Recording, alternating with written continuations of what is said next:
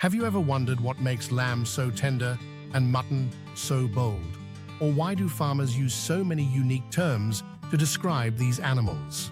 From the fields to your plate, sheep and lamb have a story to tell, and it's more fascinating than you think.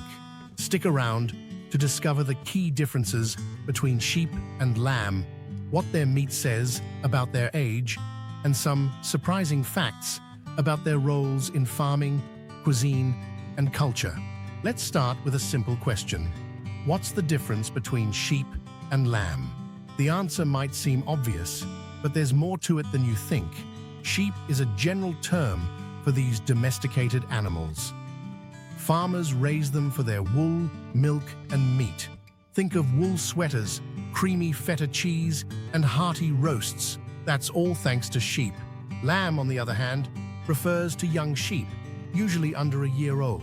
It's also the term for the tender, mild-flavored meat that comes from these young animals. Lamb meat is prized for its light color, smaller bones, and delicate taste. It's a favorite for dishes like lamb chops or roast leg of lamb. So, the next time you hear someone say sheep or lamb, you'll know they're talking about either the animal or its age.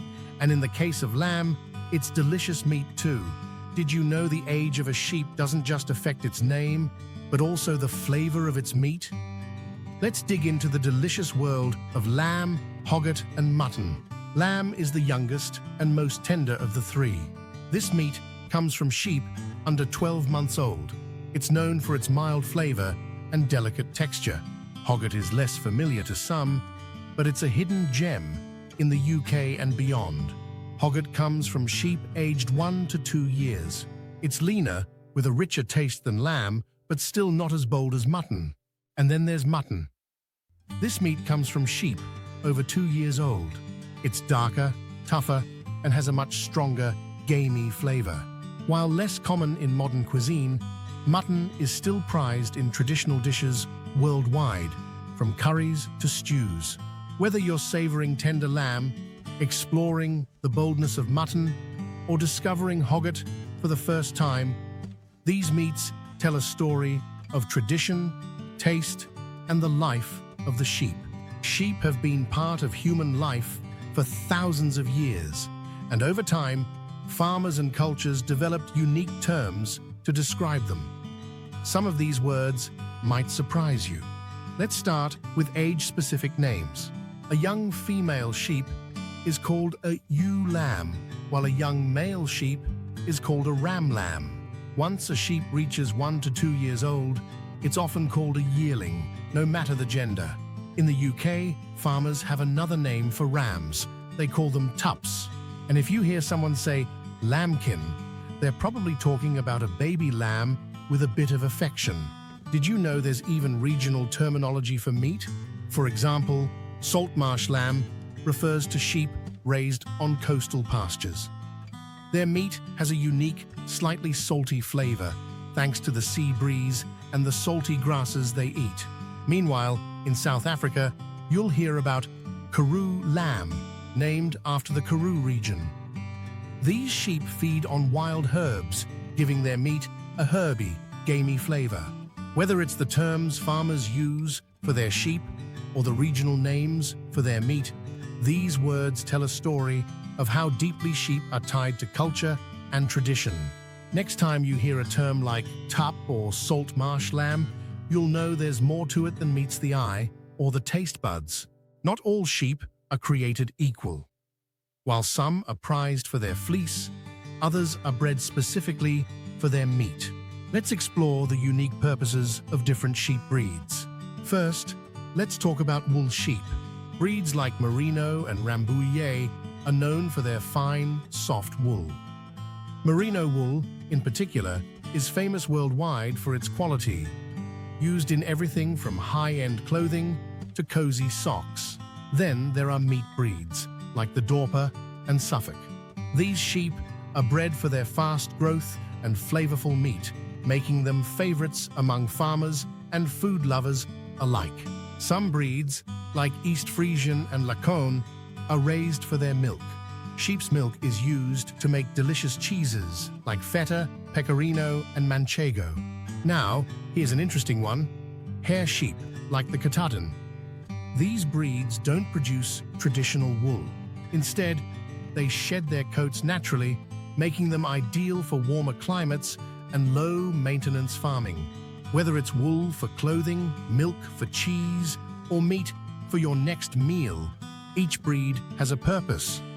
Farmers carefully select the right sheep for their needs, ensuring their flocks are as productive as possible.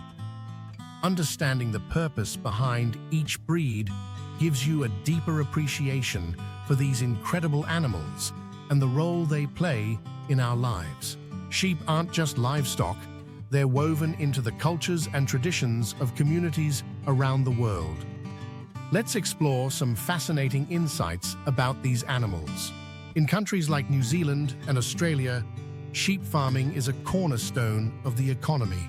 Fun fact, New Zealand has more sheep than people, earning its reputation as a sheep farming powerhouse. In the Middle East, lamb is a centerpiece of cuisine and celebrations. Dishes like kebabs, biryani, and roasted lamb shoulder bring families together during special occasions. Over in the UK, sheep farming is steeped in history. Traditional terms like tup and hogget are still used, and regional specialties like salt marsh lamb are celebrated for their unique flavors. Beyond meat, sheep's milk plays a big role in making some of the world's most famous cheeses. From Greece's creamy feta to Italy's nutty pecorino, these cheeses owe their rich flavors to hard-working dairy sheep. And let's not forget about lanolin, the natural oil from sheep's wool. It's used in everything from skin care products to waterproofing treatments. Whether it's providing food, clothing, or cultural traditions, sheep are more than just farm animals. They're a vital part of life for millions of people. Understanding these cultural and practical insights helps us see sheep not just as livestock, but as animals that connect us to history, tradition, and the land. So, what have we learned today about sheep and lamb? You've discovered the difference between sheep and lamb, from their age to their meat's flavor and texture. You now know why lamb is tender, hogget is leaner, and mutton packs a bold punch. We explored the fascinating terminology used by farmers, from ewe lamb to tup, and how cultural terms like salt marsh lamb or karoo lamb give a glimpse into the rich farming traditions around the world. You also learned how sheep serve different purposes, whether it's for wool, meat, or milk, and how each breed has its role in feeding and clothing people. At the end of the day, sheep are more than just farm animals.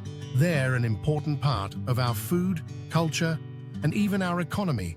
Now that you know more about these incredible animals, you can appreciate how they've shaped our world. One wool sweater, one cheese wheel, and one delicious meal at a time. Thanks for joining me on this journey through the world of sheep and lamb. If you enjoyed learning about these fascinating animals, make sure to hit the like button and subscribe for more interesting videos. See you next time.